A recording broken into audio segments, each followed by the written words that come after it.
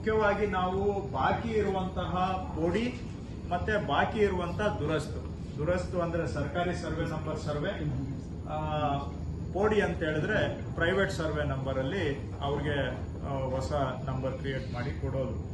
So ಇವುಗಳನ್ನ ಮಾಡಬೇಕು ಅಂದ್ರೆ ಫಸ್ಟ್ ಏನಾಗಿದೆ, ಆ ಜಮೀನಿನ ಮೂಲ ವಿಸ್ತೀರ್ಣ ಎಷ್ಟು ಅನ್ನೋದು ಇನ್ನ ಪೇಪರ್ ಅಲ್ಲೇ ಇದೆ. ಇದಕ್ಕೆ ಆಕಾರ ಬಂದ್ ಅಂತಾರೆ. ಸೊ ಆಕಾರ ಬಂದನ್ನ ಕರೆಕ್ಟ್ ಆಗಿ ನಾವು ಫಸ್ಟ್ ತಗೋಬೇಕು. ಇದೇನಾಗಿದೆ, ಎಲ್ಲ ಟಿಪ್ಪಣಿ ಕಾಪಿಯಲ್ಲಿ ಅಲ್ಲಿ ಇಲ್ಲಿ ಆಕಾರ ಬಂದಿರುತ್ತೆ, RTC ಅಲ್ಲಿ ಕರೆಕ್ಟ್ ಆಗಿ ಅಪ್ಡೇಟ್ ಆಗಿಲ್ಲ. ಸೊ ಈಗ ಒಂದು ಮಿಷನ್ ಮೋಡ್ ಅಲ್ಲಿ ಆಕಾರ ಬಂದನ್ನ ಡಿಜಿಟೈಸೇಷನ್ ಕಾರ್ಯಕ್ರಮವನ್ನ ತಗೊಂಡಿದ್ದೇವೆ. ಆಕಾರ ಬಂದನ್ನ ನಾವು ಕರೆಕ್ಟ್ ಆಗಿ ನಿಖರವಾಗಿ RTCಗೆ ಮ್ಯಾಚ್ ಮಾಡದೆ ಸರ್ವೆ ಶುರು ಮಾಡಕ್ ಆಗೋದಿಲ್ಲ, ಮಾಡಿದ್ರೂ ತಪ್ಪಾಗುತ್ತೆ. ಸೊ ಹಾಗಾಗಿ ಈಗಾಗಲೇ ನಾವು ಸೂಚನೆಯನ್ನ ಕೊಟ್ಟಿದ್ದೇವೆ. ಇನ್ನ 2 ತಿಂಗಳು ಒಳಗಡೆ ಇನ್ನ ಸುಮಾರು 65 ಲಕ್ಷ RTCದು ಆಕಾರ ಬಂದು ಡಿಜಿಟೈಸೇಷನ್ ಆಗಬೇಕು ಅಂತ ಸರ್ವೆ ಕಮಿಷನರ್ ಹೇಳಿದ್ದಾರೆ. ಇನ್ನು 2 ತಿಂಗಳು ಒಳಗಡೆ ಎಲ್ಲಾ RTCದು ಕೂಡ ಆಕಾರ ಬಂದನ್ನ ಕರಾರುವಕ್ಕಾಗಿ ನಾವು ನಿಖರವಾಗಿ ಡಿಜಿಟೈಸೇಷನ್ ಮಾಡುವಂತ ಗುರಿಯನ್ನ ಕೊಟ್ಟಿದ್ದೇವೆ. ಇವತ್ತು ನಾನು ಎಲ್ಲ ಸರ್ವೆ ಡಿಪಾರ್ಟ್ಮೆಂಟ್ನವರಿಗೆ ಸೂಚನೆ ಕೊಟ್ಟಿದ್ದೇನೆ, ಇನ್ನು 2 ತಿಂಗಳ ಒಳಗಡೆ ಡಿಜಿಟೈಸೇಷನ್ ಆಗಬೇಕು ಅಂತ. ಆಕಾರ ಬಂದು ಫಿಕ್ಸ್ ಆದ್ರೆ ಆಮೇಲೆ ನೆಕ್ಸ್ಟ್ ಪ್ರಶ್ನೆ ಬರುತ್ತೆ, ರಾಜ್ಯದಲ್ಲಿ ಎಷ್ಟು ಸರ್ವೆ ನಂಬರ್ಗಳಲ್ಲಿ ಗವರ್ಮೆಂಟ್ ಸರ್ವೆ ನಂಬರ್ ಅಲ್ಲಿ ಮಂಜೂರಾಗಿದೆ ಅಂತ.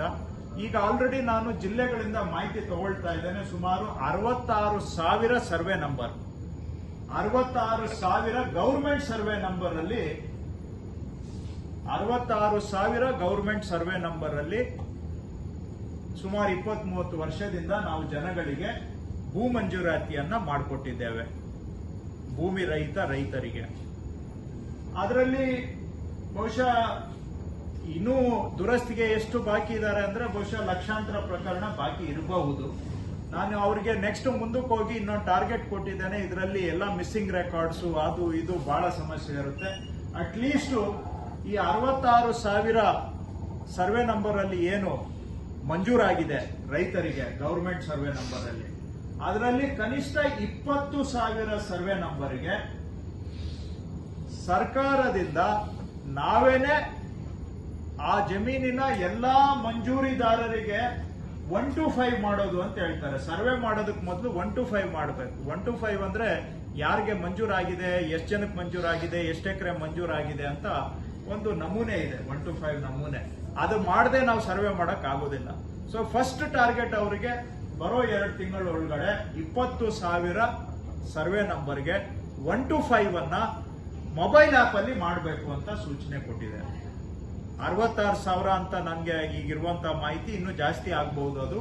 ಅದರಲ್ಲಿ 20,000 ಸರ್ವೆ ನಂಬರ್ಗೆ ಆ ಸರ್ವೆ ನಂಬರ್ ಅಲ್ಲಿ ಇರ್ತಕ್ಕಂಥ ಎಲ್ಲಾ ಮಂಜೂರಿದಾರರದ್ದು ಸೇರಿಸಿಕೊಂಡು 1 to 5 ರೆಕಾರ್ಡ್ಸ್ ಅನ್ನ ಅವ್ರಿಗೆ ರೆಡಿ ಮಾಡಬೇಕು ಅಂತ.